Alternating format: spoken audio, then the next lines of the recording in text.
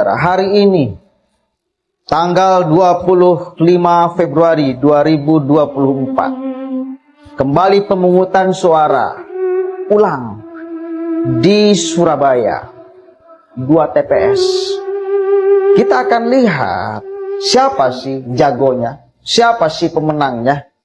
Apakah Anies, apakah Pak Ganjar, apakah Prabowo Subianto. Mestinya logika pendukung Anies mengatakan, oh harusnya yang kalau terjadi pemilihan ulang nih pendukung Anies yang banyak nih. Anies yang banyak dicoblos. Karena kita sudah berupaya sekuat tenaga menghembuskan di mana-mana bahwa 02 didukung oleh kekuasaan yang curang. Maka tidak akan ada lagi simpati dari rakyat kepada 02. Akhirnya bila terjadi pemilihan ulang, 02 akan kalah. Apakah seperti itu? Itu kan bayangan 01 tuh, bayangan 01 ya, bayangan elitnya, bayangan pendukungnya. Ternyata enggak, saudara. 01 dan 03 babak belur. Babak belur di pemilihan ulang di Surabaya. Kemarin di Madura, Ganjar dikasih 1 suara. Lalu kemudian di Jakarta, Anies dikasih berapa belas suara tuh. Prabowo yang tetap unggul. Ini fakta. Silakan cek. Mau mengatakan bahwa itu adalah bentuk kecurangan. Curang itu, curang itu, curang. Silakan cek. Ya, gampang kita ngeceknya sekarang. Wong TPS yang pemungutan ulang sedikit kok. Supaya menegaskan bahwa sungguhnya rakyat ini condong untuk memilih siapa sih? Kan itu. Coba kita baca nih. Ini dari Tempo, saudara. Tempo. Masa kalian meragukan Tempo? Saya juga percaya kepada Tempo. Pemungutan suara ulang di 2 TPS Surabaya. Prabowo Gibran unggul.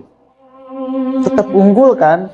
Gak tergoyahkan. Apapun isu yang dihadirkan untuk menghantam kepercayaan publik kepada 02, gak ada apa-apanya.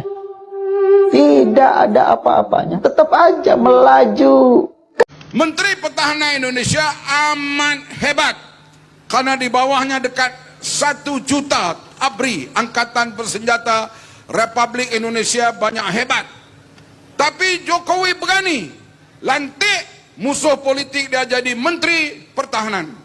Selepas itu politik Indonesia begitu stabil sampai hari ini, pelabur asing masuk begitu hebat. Indonesia sekarang memacu ekonomi ke hadapan. Yang terakhir saya ingin bilang begini Pak Prabowo. Waktu saya kecil Pak, saya suka berantem. Dan kalau berantem kadang-kadang di pinggir hutan Pak. Sampai capek saya berantem dengan teman saya itu. Kadang-kadang saya berpikir sebagai anak kecil, mudah-mudahan ada orang yang lewat melerai kita, karena kita sudah capek.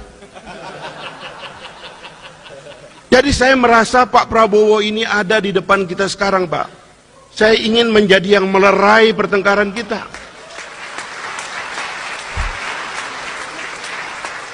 Sehingga, seperti Bapak katakan tadi, kita ajak semua orang. Tapi jangan juga terlalu semua, nanti nggak ada lawannya Pak. Ya. Nanti, ya kan? Ini lawan kota kosong nanti nih Pak Yusril nih. Gimana nyari konstitusinya jadi Pak Yusril, Pak Jimli susah nanti. Ya maksudnya, ini waktu untuk membesarkan hati. Dan saya mohon di kesempatan ini, Pak Prabowo dan Pak Jokowi tidak boleh melepas transisi ini secara tidak melihat bagaimana kelanjutannya. Kita bukan tidak paham demokrasi, kita bukan tidak paham check and balances, kita tidak paham makna oposisi, tapi yang sedang kita pikirkan adalah di luar sana ada ancaman. Dunia tidak sedang baik-baik saja. Ada ancaman geopolitik yang besar yang bisa turun ke kita.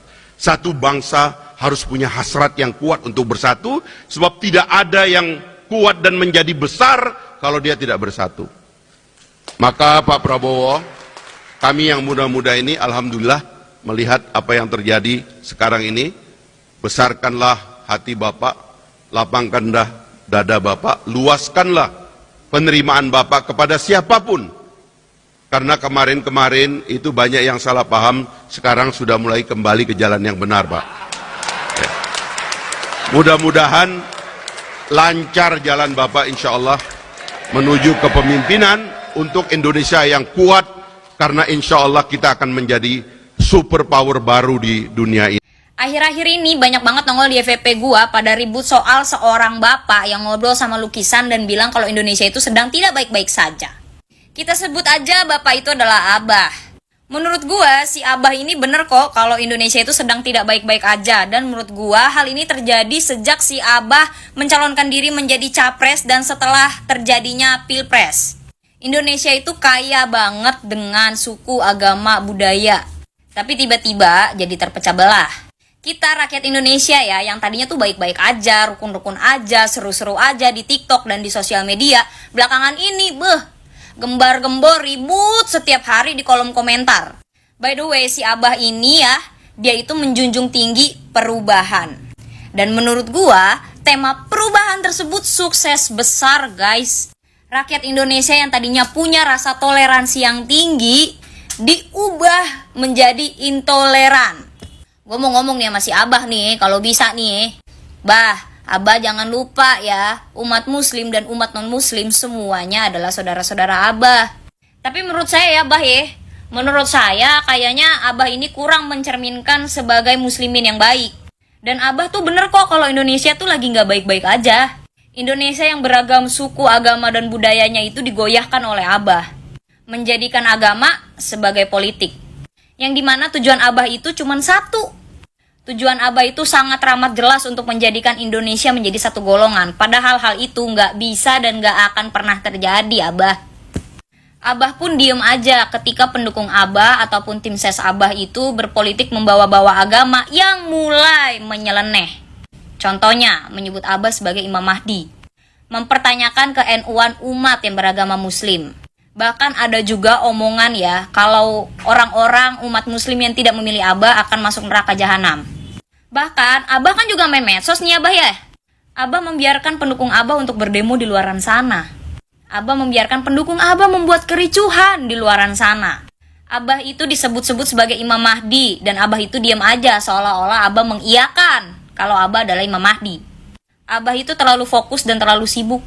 Abah itu terlalu sibuk memikirkan kursi kenegaraan ketimbang memikirkan minoritas dan mayoritas keamanan di negara ini.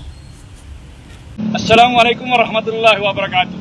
Saya Denny MB Mokrompit, Sekretaris TKD Prabowo Gibran untuk pemilihan Presiden dan Wakil Presiden tahun 2024 di Kota Kotambagu, juga Sekretaris DPC Partai Demokrat Kota Kotambagu, menyampaikan limpah syukur dan banyak terima kasih kepada segenap warga Kota Kotambagu, terkhusus yang semua TPS dimenangkan oleh Prabowo Gibran dalam pemilihan Presiden.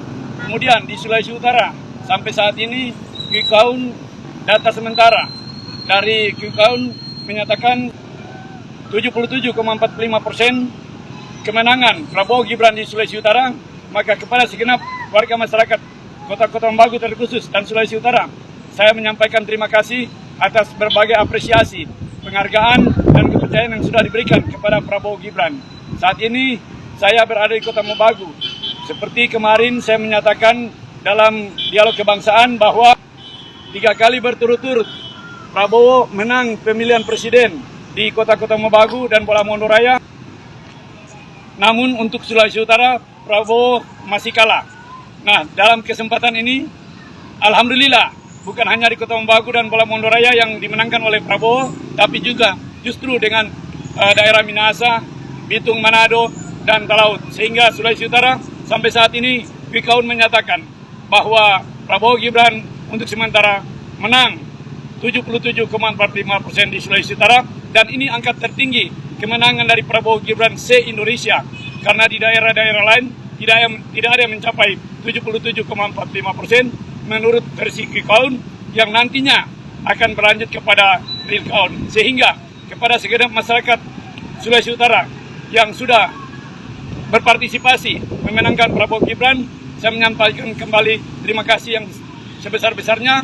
Dan untuk saat ini kita tunggu sampai hitungan akhir daripada KPU yang menyatakan sesuai hitungan akhir dari KPU berdasarkan perhitungan manual untuk membuktikan adanya kecocokan persentase antara quick count dengan kemenangan secara de facto.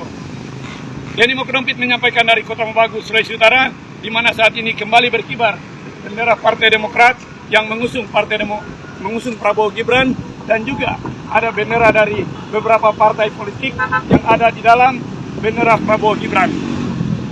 Assalamualaikum warahmatullahi wabarakatuh. Gerakan civil society dan kampus-kampus ada bergerakan perintah pemilihan ulang maupun pembatalan penuh. Yang menang dinyatakan disqualified dan kalah. Jadi bisa pemilu ulang. Aduh, bapak. Yang saya hormati Profesor Mahfud MD, saat Anda mengatakan di acara podcast Karni Elias, saya nggak nyangka kalau Gibran akan berpasangan dengan Prabowo. Yang saya tahu bahwa Ganjar adalah PDIP dan Jokowi adalah juga kader PDIP. Jadi Anda mengatakan di YouTube itu bahwa ini mantap ini. Kalau Ganjar adalah capres, saya dipasangkan, nanti Jokowi pasti akan dukung. Ternyata beda, Bang Karni. Itulah politik. Anda katakan demikian. Profesor Mahfud MD, provokator itu musuh dari mahasiswa. Saya ini mahasiswa. Saya ini fakultas hukum. Saya ini mahasiswa. Jangan Anda hendak provokasi mahasiswa. Kampus yang mana? Profesor, sejak Arteria Dahlan mendesak saudara di sidang komisi, yaitu komisi 3, apa kata Arteria Dahlan? Dulu Prof, sosok yang sangat saya hormati dan sangat saya pandang dan sangat saya segani. Tapi belakangan ini makin banyak Anda ngebalelo dalam urusan mengatakan sesuatu, Nggak usah aneh-aneh. Jangan jadi satu barisan dengan Mbah Amin Rais, makin tua makin ngelantur. Tapi ada tokoh yang sudah sangat kita kehilangan, Nurkolis Majid, Cak Nur. Dia yang adalah pernah menjadi rektor UGM. Hebat. Sampai kapanpun Cak Nur, Nurkolis Majid saya hormati. Karena marwahnya sampai kepada akhir hidupnya dia terhormat. Anda ketika kalah menurut quick count, hitung cepat, Anda bersimpati orang banyak karena Anda kok mau jadi cawapresnya Ganjar. Tapi dengan begini Anda bicara, Dan kampus-kampus ada kampus mana? Nggak ada itu. Anda yang pernah mengatakan bisa diproduksi hukum sendiri, jangan ciptakan kondisi Saya yang akan tampil mengajak mahasiswa, mengatakan Anda diduga provokator kalau begini cara Anda. Sebab saya mahasiswa, ribuan rekan-rekan saya di mahasiswa akan menentang saudara kalau begini cara saudara,